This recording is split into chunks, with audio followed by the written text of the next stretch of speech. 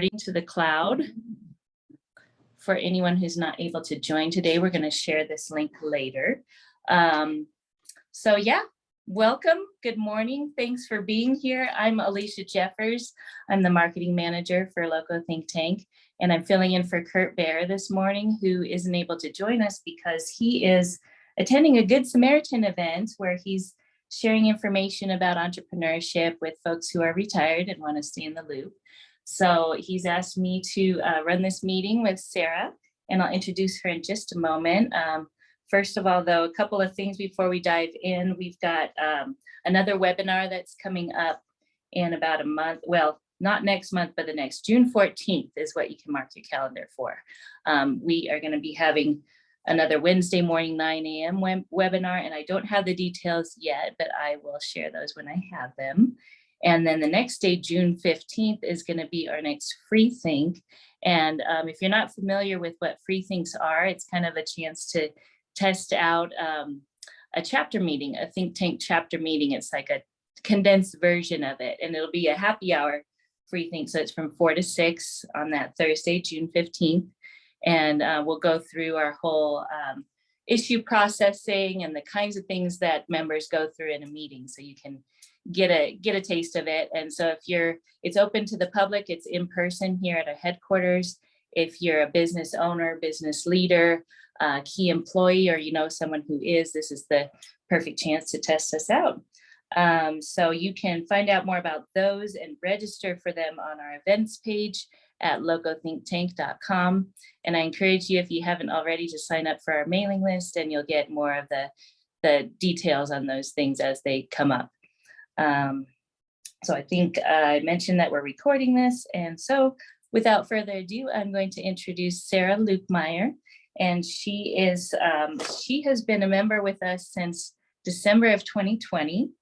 And she is the founder of Brindle Digital Marketing. And they're an agency that specializes in web design and development, digital advertising, and social media, particularly in the realm of apartment marketing. So welcome, Sarah. Thank you so much for being with us today. Awesome. Yeah, I'm happy to be here. So today we're going to go through landing page hacks, and specifically 5 actual action items that you can take to make improvements on your landing page. So with that, we'll go ahead and dive right in. First, we'll cover, for those that may not be aware, what is a landing page, why would you use one, and then the 5 action items we'll break down. Those include a single call to action, making sure that your messaging is on point, how to build credibility, keywords and ad relevancy, and then multi-step forms. Okay, so quick introduction. I'm Sarah with Brindle Marketing. We were established in 2017. We're based out of Loveland, Colorado, although like today, a lot of the times we are working from home, and then we'll visit the office space, 1 or 2 times a week in Loveland. And just to date, a fun little fact, we've launched over 140 websites. And so I think, I'd like to say we know what we're talking about when we're talking about websites, landing pages, and all the fun things associated with that. So, let's see, we mentioned, we specialize in web design, social media marketing, branding and graphic design, and then digital ads and SEO. So much of these are closely related.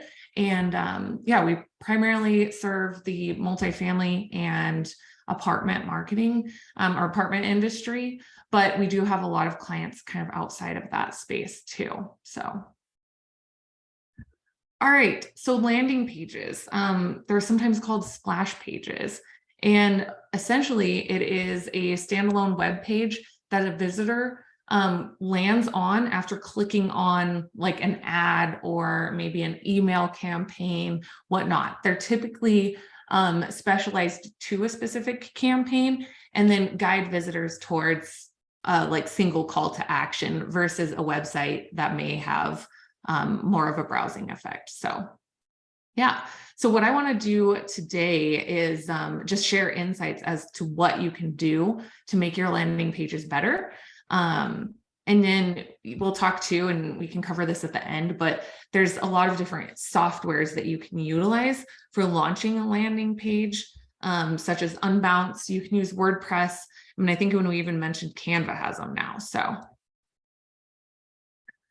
okay, so maybe this is like the first time that you've used Google Ads or you've launched a PPC campaign and you're thinking, awesome. I understand how this works. You start testing ads, you're changing keywords, changing messaging, and maybe even start to get some conversions. But then you notice like a quick plateau and things are not getting better. And so you're thinking, well, maybe hoping this gets better.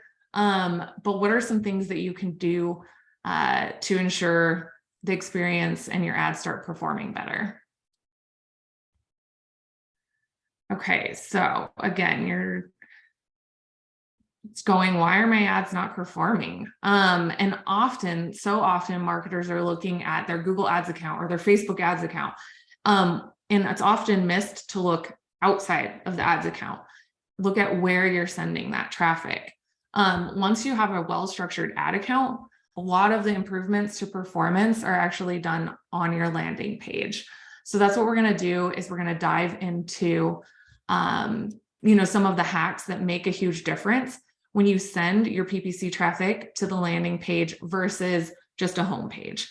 And I mean, we see it all the time where people are just sending their paid ads to a home page. And honestly, it can be quite a waste of budget if you're not optimizing. So I think it's definitely worth to invest in a landing page. Okay, so what is the first thing that you would do if you landed on this page? Run, try and find the X, leave as fast as possible. Like, I don't even know what's happening here. Are you filling out a form on this page? The answer is probably no. I think, as tempting as it may be, we have a lot of people that are like, well, we want to include a chat bot, or we want to include, tour now, or give them the option. I mean, the answer is no, just don't do it. Avoid multiple calls to action. Avoid having all of these things on one page. It's overwhelming, can be super annoying, and you need to think about and really focus on the one goal. What do you want the user to do when they land on your landing page? And this applies to home pages as well too. So if you're not running paid ads, this definitely can apply to home pages. So all right, so this is kind of an example if you didn't catch on what not to do. Now, this is Bliss's conversion goal and their landing page. And their main objective is to get people to request a free invite. Their call to action and their copy, kind of promote the same goal. So again, before you even start, the thing to back into is what is your call to action? And then every word on the landing page and every section on the landing page should convince followers to take that desired action.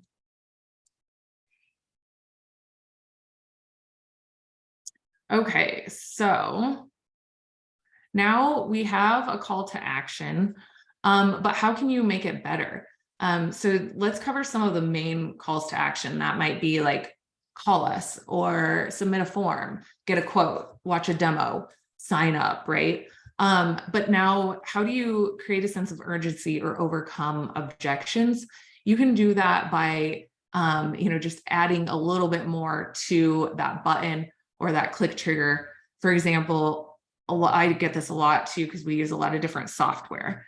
If I'm signing up for a free trial, and it asks for a credit card, I'm kind of less likely to do that. Why? Because I'll forget to cancel it. And then I'm worried that I'm going to get charged if I don't like it, or I know I have to go in and take action later. So Sprout on the left-hand side here has done a really good job by saying, start your free trial, no credit card required, right? That's automatically overcoming my objection. And then on the right-hand side here too, there's a lot of different examples of how this can be done. So answer their questions or their objections and kind of handle those up front. And you can do that very concisely, like shown here. Marketing examples, which by the way, if you're not following, bookmark this site because it's a pot of gold. This gives very clear call to action objection and then how they handle that objection. So start free. And then you're going, I bet it asks for my credit card. You may not even proceed. But if they handle that objection up front, okay, cool, I'm going to click forward. Or, try this. Maybe I don't have time, or it's, 5 minutes. Get started. It's super expensive. But what if you say it's only $1 to get started? So you're overcoming that upfront right in the little button or the call to action. Okay, so that is call to action. We're going to move on to how to nail your messaging. The single point here is use clear, concise copy that matters. I always like to refer back to Donald Miller, Story Brand, Marketing Made Simple. Kind of the objective here is confuse and you'll lose. Keep it simple, not clever. Clear, not cute, right? Now, there's a couple people that can do both well, but essentially you want to make sure that a 5th grader would understand what you're doing as soon as they land on your website or your landing page. And also what's in it for me. So in this example, the word bubble that's shown might be an eye-catching design element. That's also arguable. But who knows what they signify? And I'm not even really sure what they do. Maybe offer Wi-Fi, but I don't know what this is all asking me to do. So yeah, don't necessarily say what your product is, but think about the value that you're delivering. Okay, so this example is from Petal, and they do an amazing job. It's simple, it's clean, it's clear. Admittedly, it's a little bit cute, but it's not confusing. The call to action is clear along with what they do. I know that they're going to give an offer for a, maybe junker car. And what's in it for me is clear, right? I know what to expect. And then they're covering the objection right here, get a legit offer in minutes, free pickup on the spot. And then their call to action, get an instant offer. And then they're legitimizing themselves through these reviews. All right, I'm probably going to convert on this page versus the other one.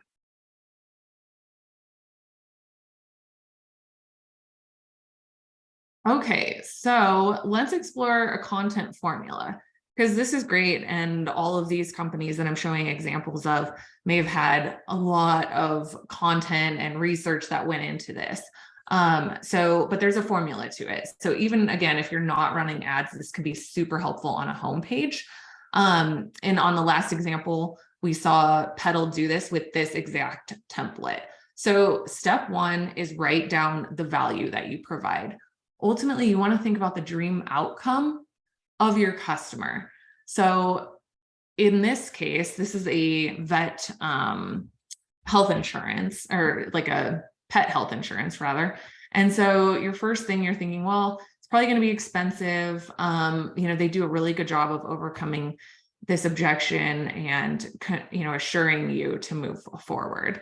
So yeah, think about what value you provide. Apple, of course, is a classic example that always does this. Instead of selling, I think the famous one is, instead of selling an iPod, which don't even exist anymore, but they were selling 1,000 songs in your pocket.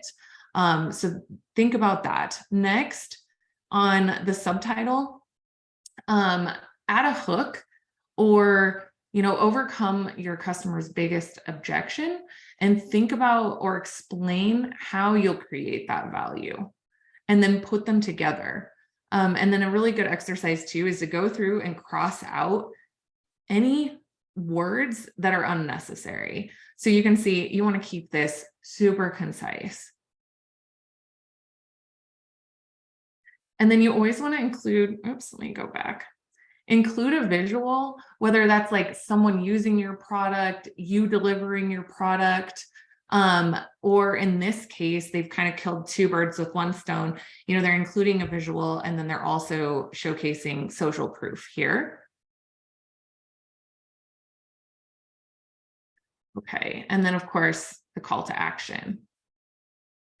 Okay, this is another example. I'm going to move. Oops. Sorry. As Donald Miller will quote him again, a caveman should be able to glance and immediately grunt back what you offer. So on this example, sorry, this one's covering this one too. My animations must have messed up here. But there's hundreds of great ways to write a title, but we're going to narrow that down and focus on just a couple. So again, just to reiterate, explain what you do. When your product is unique, all you have to do is explain it as simply as possible. And then the hook, which is like the subheadline, just adds that oomph, and it's a way to address your customer's biggest objection. So again, you can do that through the button or a subheadline and whatnot. In this case with everyday, the value is acing the SAT, and the objection is going to be that acing the SAT is going to be a lot of work. So they say ace the SAT with just 10 minutes of studying a day. And then quantum coffee, coffee, they show here on the left-hand side, it was love at first sight. If I see that, okay, I can maybe tell by the picture that it's some type of snack, but it goes from vague to clear when all of a sudden they're talking about coffee infused energy bars. Okay, and then the next thing that you want to do is think about eliminating jargon. So it's really easy to make things complicated fast. But if you're eliminating any like of this copy that really no one understands, going back to what we've covered, and think about how does this sound, read it out loud. The first one uses all of these words, machine learning, AI generated copy. Yes, their audience might know what that is, but they're not thinking about the dream outcome. So Jasper's done a great job here of saying, let Jasper write your marketing copy for free. Which one, to you is more convincing? And I think that's obvious. This first one was just completely made up. It wasn't something that they actually published, but. Okay, this is another example of, your all-in-one visual communication solution. It's like, what does that mean? But if you're telling me, okay, you can create beautiful presentations and posters, etc., for free, okay, that's obvious what, at least the outcome is going to be with their product or service. Okay, so how many of you read reviews before purchasing anything? I know I definitely am cruising through all of the reviews on, whether that's Google or a product site or Amazon, anything. I'm looking, essentially what we're doing is looking for that third-party validation. I don't trust the company right off the bat, but I will trust other people who have used the product. And so that's kind of the same concept here when we're talking about how do you build credibility on your website. Landing page or website social proof just refers to that validation. And this can be in the form of star ratings, endorsements, case studies, awards, in a word, that social proof equals credibility. So and it just incorporating those real people peppers your offer with credibility in a way that you can't do by yourself. So the farmer's dog can say smarter, healthier, pet food, but it goes further if you let the customers do the talking for you. And this will definitely lift your conversions, and it offers this immediate sense of trust to a relatively cold audience. Sometimes they're landing on your website or your landing page. That's the first thing they've ever heard about you. So, and we'll talk about how to do this too, because obviously everybody has not been featured on CBS News.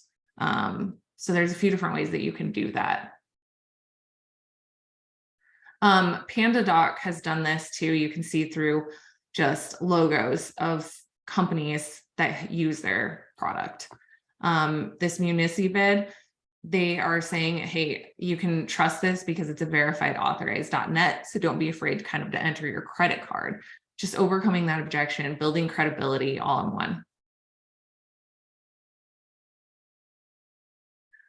Okay, here's an example too of how Main Street uses a stat of actually how much money that they've saved, say, the average company in the first year of working together. So like I said, even if you don't have those big media mentions, or you haven't been featured on the Today Show, or maybe you don't even have client logos to present yet, there's still ways that you can showcase that through stats or things like that. Okay, so, and don't feel like you have to pick one of these either. I think the best sites, they have like multiple ways of showcasing this social proof. And you can place it everywhere too. I would say like place it above the fold for sure, place it near your call to action. It can even have its own section on a checkout page, thank you pages. And I think as you're visiting sites too, you'll notice that a lot of companies are doing this on multiple pages. And so you can do this through client logos, before and after photos or case studies, reviews, testimonials, quotes, social media love, star ratings, even showcasing like how many Google stars that you have. And then there's always industry certifications and badges. So we do this a lot too, because we've gone through and taken like the HubSpot certifications. We've gone through and taken the Google Analytics certification, Google Ads. And a lot of these are free too. And then you can get that badge to showcase and just build credibility and trust. Okay. Now moving into the fourth point. You've launched your campaign, you're driving traffic to your landing page. Now you want to make sure that the keywords on your landing page match what you're actually putting in your ads. So the last thing that you want to do is show different messaging, because then you're really just going to confuse your visitors. So imagine if you were looking for, say, payroll providers in this example from ADP. But the landing page was talking about their HR services. It would be a complete miss, and you'd very likely lose out on that conversion. So in other words, you want to message match the headline, the subheading, and the CTA with the ad creative and also the landing page. So this definitely lifts, post ad experience and also just conversions in general. And then like Google Ads will give a quality score as well on your actual ad, and this will increase that too. Okay, multi-step forms. People are terrified of forms. I know I am. If anyone else feels this way, when they land on something and the first thing that happens is they're asking for your name, your email, your address, you're like, oh my gosh. So that's where we introduced multi-step forms. And we started testing multi-step forms, I would say a couple years back, and tracking them. And they typically convert at a much higher rate. So now, disclaimer here, with anything in marketing, and it can always be a case of like, it depends. But this is one of the first things that we test if a client's needing more conversions or if we're trying to get a higher conversion rate. So ultimately, you're thinking about, you're still getting that contact information because you need that to contact the lead, right? But how you approach it is different. So we're going to break down what is a multi-step form and then how does it work. So a form, essentially, that we're not asking for the email first, we're asking for something else. And that aligns with what their search or what you have to offer. And ultimately what we're trying to do here is we're lessening the threat and the effort that it takes to fill out a form. And so on this example, you can see here, they land on a landing page. This is one that we've developed, and we're not even asking for the email first, but we will. Okay, so let's review another example and say, let's say Katie or Fido in this case, is searching for a 1-bedroom apartment. And she lands on this site. The site is doing a few things right? They're incorporating some of the things that we've reviewed. They have a, social proof through reviews. But then you run into a whole bunch of stuff going on. And this is just a snapshot too. It continues as you scroll. And the form is just contact us today. Katie's not even sure what is going to happen after she fills this form. So what's she going to do? She's going to click the back button on Google and she's going to go to the second ad and she lands on this website. And she thinks, wait, this one's not even asking for my phone or email. It's very obvious what they want me to do. It's asking me how many bedrooms I want. Cool. This isn't threatening, nor does it take any effort to fill out. In fact, you almost kind of want to fill it out because it's like, click next. So now after she's clicked, she's now micro committed in her mind. And once you split up the form questions, people are so much more likely to convert or complete them. I know I don't want to talk to somebody. I don't want to have a salesperson calling me. And so I think that's, trying to overcome that. So in this form, we've broken it into 3 steps. One is, how many bedrooms are you looking for? After that, we say, when are you looking to move? And then finally, we say, okay, awesome. Now we're asking for that contact information. And we've found on this landing page specifically, we have a 28% increase in conversion rate. I've seen other clients too report like over 100% conversion rate. It just kind of varies. Like I said, it's definitely something to test if you can think about what is the search intent and what is that less threatening question to ask. So, all right, on this example, and there may be varying opinions at play here, because typically, another way to think about it is, well, the less form fields, right, the less effort to fill out.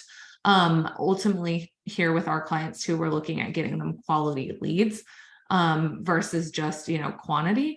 And so that just goes back to your goals. But I will say that, yeah, a form that doesn't ask for email is already less threatening and doesn't take any effort to fill out. So here's an example of, again, let's say that you're looking for landscaping. You land on this page.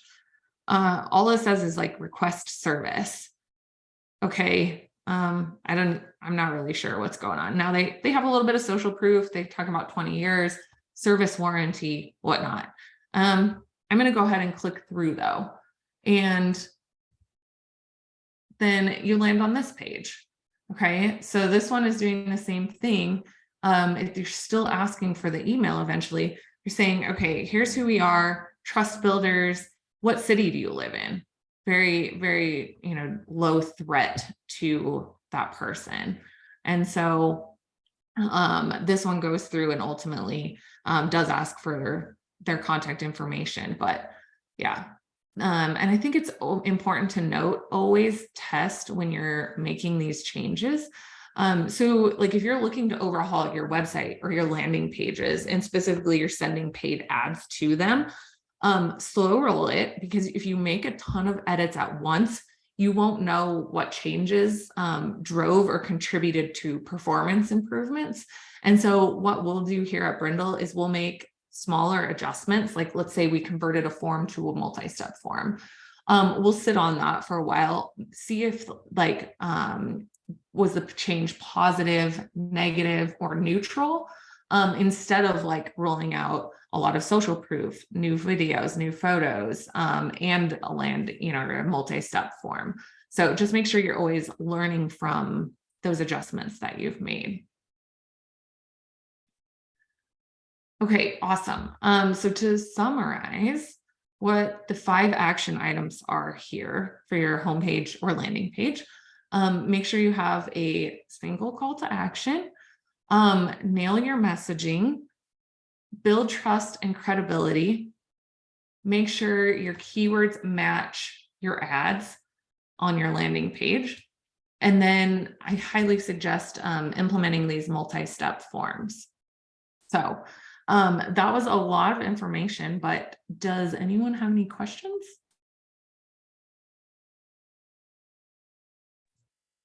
I'll jump in there, Sarah.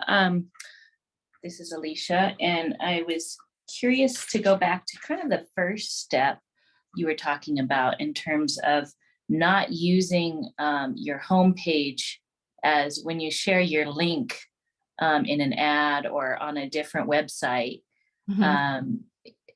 For example, like if we're at Local, we're sponsoring, an event, a race event, and so on that page there we have our logo and information about us, and then they can click to go to our site. And I've compared with a lot of other sponsors and what they do, and a lot of them just link to their homepage, and they think, okay, well, that should be sufficient because all the information is on the website. So can you talk a little bit more about why that's not the best method to use? Yeah, definitely. So in some of these landing pages, you can't see the full page, but essentially what we're doing on a landing page too is we're eliminating navigation.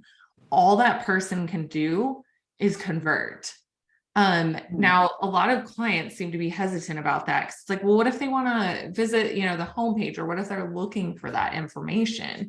Some of that we've overcome by at the very bottom, including a link to visit full website, which helps with that. But ultimately if you're speaking, so like in your case, you have an event, you're trying to drive awareness for that event and get somebody to sign up. By sending them to your website, you're not having a single call to action. That person doesn't know what action you want them to take, and your messaging on your homepage likely isn't tailored for that. It's more generic. Well, in our case, I think it's the reverse, where we're advertising on another person's event page, and we want their audience to know about us. And I suppose in that case, we would want to think about the kind of audience that would be attending that event and what would capture their interest in terms of what we offer and the value we could provide them as local think tanks. So then I would create a landing page that speaks to that audience specifically, and guides them on the path to membership. Correct. Right? Okay. Yes. But make it very specific and simple to walk them through that path, not just send them to the general information about us. Correct. Yeah. And I would also think again about who is your target audience? What is their, dream outcome? What are they looking for? Or what is the value that Loco provides? And think about it from their perspective. And a lot of times too, we'll run multiple landing pages. Like we have some clients that we have over 5 landing pages for, because they each have a different objective. Okay. So yes. And like for ourselves on like for Brindle, for example, we offer websites, we offer social, but if we're leading somebody to and let's say we're running a PPC campaign for, website developer, and then you land on our landing page and it's talking about social media and websites and Google ads, and SEO, that's going to be too much information and very overwhelming. And so we would have a landing page for each of those services with different messaging. Okay, that makes sense. Yeah, and then maybe one more question would be if you could speak a little bit more to what we were talking about earlier in terms of the nuts and bolts of what platforms you use to create these landing pages. Yeah, so there's a number of platforms. I'll touch on a few of them. A lot of times what we'll do is we'll develop it right in the client's site. So we use WordPress. And what we'll do then too is, because we don't want Google to rank for that page, we'll just put it as a no index, no follow page, eliminate navigation. And then they're not having to pay like a separate hosting fee or a separate, website content management system fee or something like that. If you have no index, no follow, what does that mean exactly? Yeah, so ultimately, I don't want this page to show up on Google search results. Right. Okay. And so that's what the no index, no follow is asking Google, hey, don't pay attention to this page. Don't base my ranking off of it. And so there's also software such as Unbounce. We do have, in the past, we've had clients that use it. It does get fairly expensive. There are some benefits though. You can do really cool, like segmented A/B testing, split testing. It just comes with a little bit higher of a price tag. So and there's a number of those. Unbounce is just one. We also talked about, you can do this with ultimately, virtually no budget too, by using, a Canva website or landing page that you can now publish. All you have to have is that, domain ultimately. Because I do recommend updating, the domain to be yours so that you're not sending that traffic to like Canva. But yeah. And then making sure that you have Google Analytics to track and stuff too. So that's great. That was my last question, was in terms of how you analyze the results of your work with landing pages. Do you primarily use Google Analytics? Are there other tools that you use? Like, does Unbounce come with their own kinds of analytic tools, or what? Yeah. Unbounce has a really robust analytics dashboard built in. So again, that is a really nice way to easily see in like a, overview of, again, let's say you're running, because you can also, without getting too deep, you can also run, people will test even the call to action. Like instead of start your free trial, they might say like start your trial today and change the button to orange and see which, split test and see which one works better. So if you're getting very, very granular like that, putting a ton of money into ads, you do want to make sure you're optimizing your ad spend. And so in that case, something like Unbounce might come in handy. Otherwise, if you're using WordPress, obviously making sure you have tracking tags installed. We use Google Tag Manager, but then we also always run, analytics as well, which is in our Google Tag Manager to see results. And we're setting up conversion goals so that that's how we know how successful like an ad is, or even if, let's say, you're just talking about a homepage that's not tied to any ads, you can just look at the analytics to decide, okay, what are people doing when they're on that page?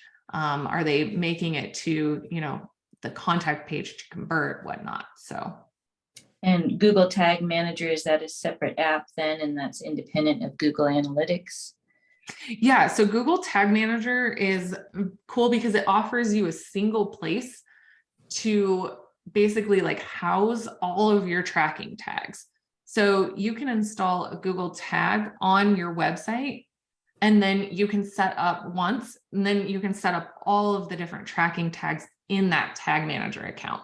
So for example, we would have a Google Tag Manager account, we'd install that on the website, and then we'd go in and add our Facebook ads, pixel on there. We might add like a TikTok pixel. We would add, Google Ads pixel. Maybe they're running Bing ads. All of that would be under your Google Tag Manager account. And so it kind of streamlines things so that you're managing it under a single like umbrella.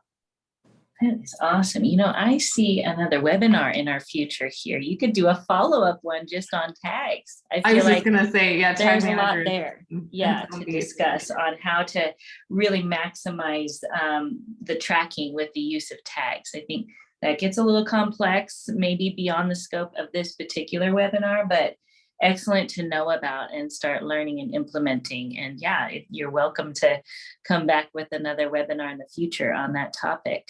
I would be interested in learning about that. I'm going to check the chat here to see if there are any other questions for Sarah before we wrap up.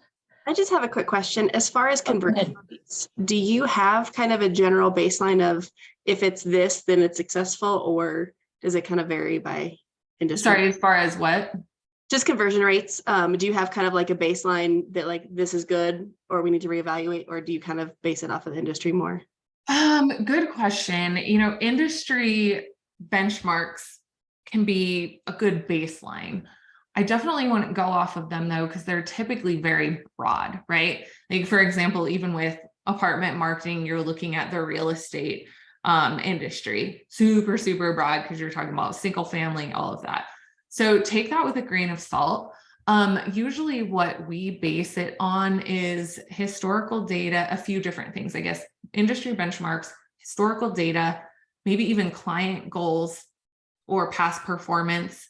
And then also looking at stats within like the platforms themselves. What is our, what's the average cost per click?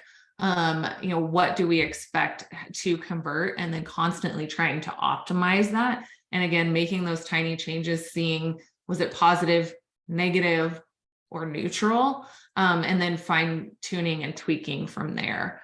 So yeah, it's kind of hard. And I know that's a vague answer, but I mean, we have some clients too that they have like a 13% conversion rate, which is good. And so others, like if they only had 1%, it would be like, okay, what are we going to do to make this better? And kind of same with click-through rate as well. So looking at those stats, what is good for the industry, what is good for us? We're usually above industry standards. And then how can we continue to optimize that? So, and it varies too, because every industry is different. Every market is different. Like our cost per conversion in Salt Lake City is different than, Denver or Ann Arbor, Michigan. So, and competition comes into play. So there's just a lot of variables that can impact that. So. Yeah. Any other questions? All right. Thanks for that question, Amanda. Interesting info. And, today we don't have a lot of people attending live. I wish we did to get some more questions flowing here, but we will certainly be sending out the link to this recording afterwards to all of those who registered and weren't able to attend. And Sarah, I'll get the presentation from you to include with what we send out afterwards, because your slides had lots of great information and good examples. And I'm just so grateful that you were able to be with us this morning and share this valuable information. Thank you so much. Yeah, thanks. Hopefully it's helpful. Even again, if you're not running paid ads, if you can implement any of these changes on a homepage or whatnot, I think this provides a good resource. So, and then last but not least, I do have the sources too that I've pulled some examples for, and they're great to bookmark. Like I mentioned, building story brand. Julian Shapiro has a landing page guide as well that is so helpful. Jonathan Dane is the founder of Client Boost and just offers a ton of free, helpful information. And then, like I said, Harry from Marketing Examples is probably one of my favorite go-to marketing gurus, if you will. All amazing resources. So yeah. Very nice. Thank you so much. Thank you. And maybe when we follow up, you can send me the links to some of those resources, and I can include those in the email as well that I send to registrants. Of course. Okay. Awesome. Right. Well, thank you. Thanks so much, Sarah. Okay. Have a great day. Thank you all for attending. Bye-bye.